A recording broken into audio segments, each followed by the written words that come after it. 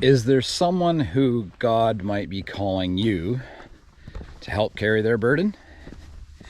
Hi, I'm Pastor Grant here, and I'm coming to you from the beautiful forests of Mission, British Columbia, more particularly Bear Mountain. And I want to share a story with you that helped me understand the blessing and joy of carrying one another's burdens. So this past spring, my wife and I had the opportunity of going to the Middle East and learning the Bible in the original context. Every day we woke up and there was some new adventure to behold and experience. And on several occasions, we found ourselves hiking up some of the mountains that many biblical characters hiked up. On one particular occasion, we were going to hike a mountain that we were going to have an overnighter on. And what that meant is that we had to have more stuff in our backpacks.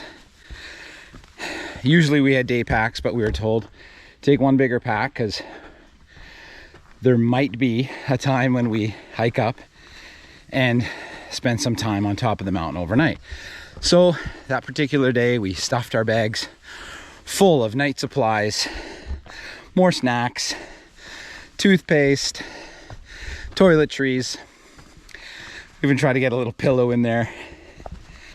Hike was pretty tame at first, but there was a point about half an hour in where our leader and guide, George, said, "Guys, this is the last point that you can turn back.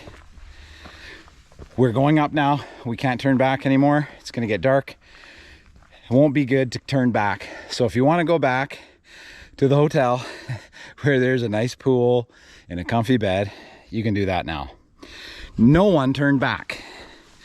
And so all of us with our really heavy backpacks kept climbing up the trail. Now, this particular trail had a lot of shale on it. There was a lot of cliffs. It was very steep. And you could just feel the weight of it all on your legs, especially if you haven't done a lot of hiking.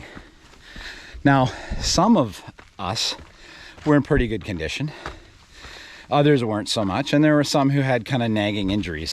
At one particular point, one of our beloved travelers was really struggling. She had a nagging injury, I forget what it was, ankle or knee.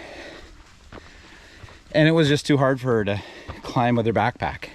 So George stopped us and he said, "All you guys, young men, middle-aged men, you always think you're a young man when you're even a middle-aged man." He said, "Guys, we're all going to get up this hill and we need to take turns doubling our portion." So that's what we did. Now, one of the cool aspects of this trip was it's designed for us to understand what it was like to follow a rabbi. Now, here's the thing about the rabbi. The rabbi knows where to go, and the rabbi knows what the disciples can handle. You see this in the Gospels all the time. And so George knew the way, and he knew what it was going to take. But here's what was so cool.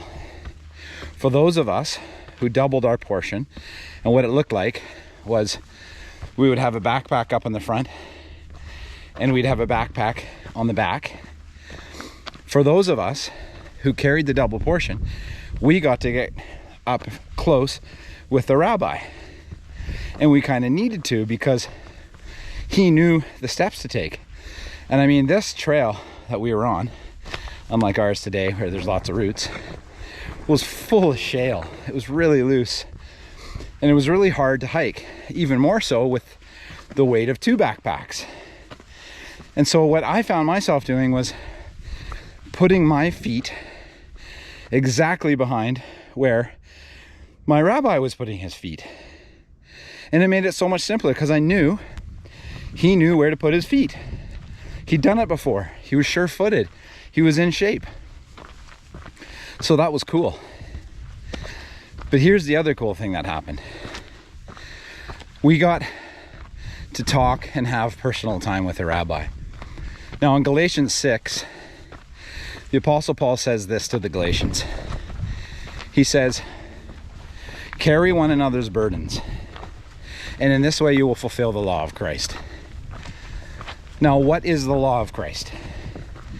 Well, the law of Christ is simple. Love God, love your neighbor. You want to fulfill the law of Christ? Love God, love your neighbor. I think Paul knew that when they started carrying each other's burdens, they would know that they needed to depend on Christ more. And not only that, they would have a closer walk with Christ. And that's what we experienced on this trip. That's the blessing of carrying one another's burdens, is that when you double up your portion, when you help others, it's hard. It's like double as hard as your own life now. And it's in those times when we really need God. And it's in those times we really need to depend on God. But here's the blessing.